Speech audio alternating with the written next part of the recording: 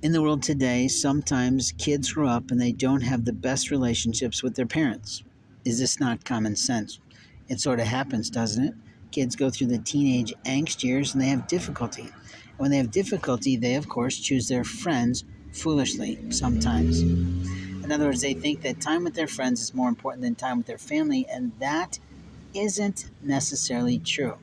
It can be true if parents are abusive and intrusive into their private lives. Students of certain ages do have the right to certain aspects of privacy, but here's the difference. Children have to be trained at home and with some support at school how to become adults, because with adulthood comes responsibility.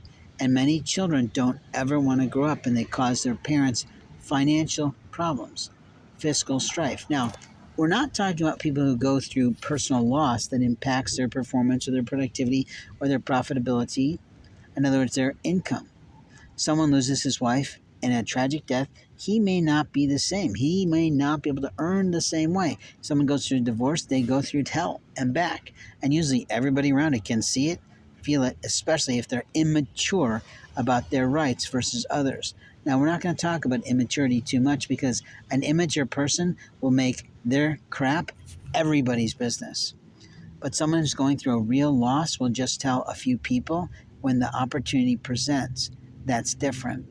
But true adulthood and actually manhood, based on what I've experienced over my 53 years as a man, living and breathing as a male person in our communities and functioning in business successfully for many years before I was hit by identity theft, fraud, cybercrime, and police abuses of almost all the areas of my life, I can tell you that a true man doesn't hit other people's life.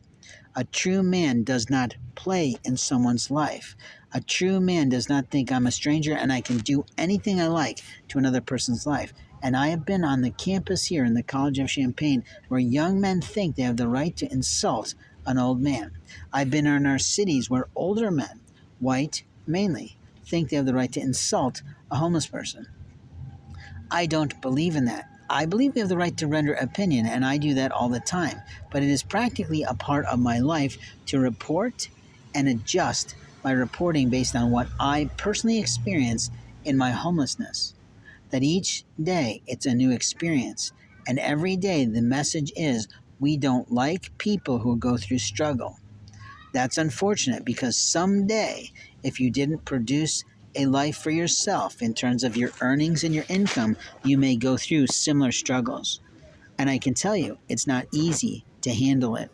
But the people that intentionally go out into communities to harm people, deceive people, lie to people, steal from people, abuse people physically or emotionally or psychologically or legally, or sexually are problems in our community. This isn't rocket science. This is the truth of our life, the truth of our society. The truth of life begins and ends in the laws that exist on the federal books and the local spaces that protect our lives, our personhood in terms of our body from head to toe, and our internal organs that other peoples don't have the right to know.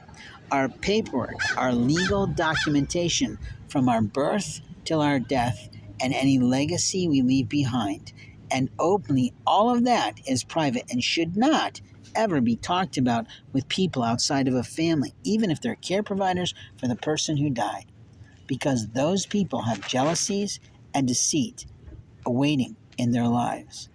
The final area, of course, is our property rights. All guaranteed. All these things are guaranteed under the United States Constitution, and in particular the Fourth Amendment. That we have the right to bear arms to protect our things is something that happens in different states, but that we have the right to protect our personal possessions and the presents that have been given to us over our lifetime from other people's theft and greed and gluttony and vandalism and violence is absolute truth. And anyone who is acting out, behaving like a child, abusing someone's life, records, profiles, possessions, property, or personal bodies deserves to go to jail based on the laws that we hold true and dear for liberty and freedom and lifestyle in America.